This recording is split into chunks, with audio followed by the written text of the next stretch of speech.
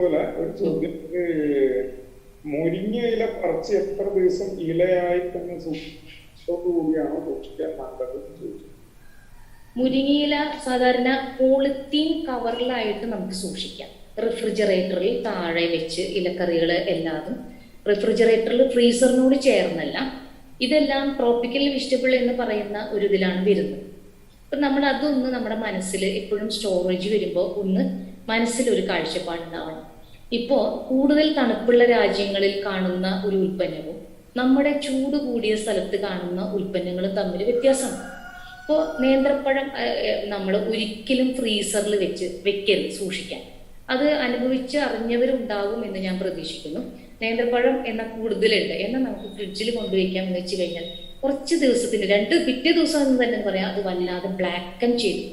ആദ്യം സ്പോട്ടുകളായിട്ട് വരും, പിന്നെ മൊത്തമായിട്ട് ബ്ലാക്കൻ ചെയ്തു.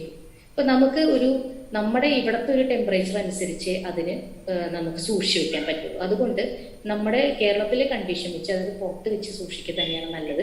ഇൻ കേസ് നമ്മൾ ഫ്രീസറിൽ വെക്കേണ്ട ഒരു അവസരം വരികയാണെങ്കിൽ അത് നന്നായി കവർ ചെയ്ത് ഫ്രിഡ്ജിന് തന്നെ ഏറ്റവും താഴെയുള്ള തട്ടിൽ സൂക്ഷിക്കാം. അതേപോലെ മുരിങ്ങയിലയും ഒരുപാട് നാള് വെക്കാൻ പറ്റില്ല, അത് കൊഴിഞ്ഞു പോകുന്ന ഒരു പ്രവണത അതിനുണ്ട്. അപ്പോൾ പിന്നെ അതിന്റെ ക്വാളിറ്റിയും നഷ്ടപ്പെടും, ആ ഫ്രഷ്നെസ് നമുക്ക് കിട്ടില്ല. അതുകൊണ്ട് ഒരു 2-3 ദിവസത്തോളം നമുക്ക് പോളിത്തീൻ കവറിലാക്കിയിട്ട് നമുക്ക് വെക്കാൻ പറ്റും.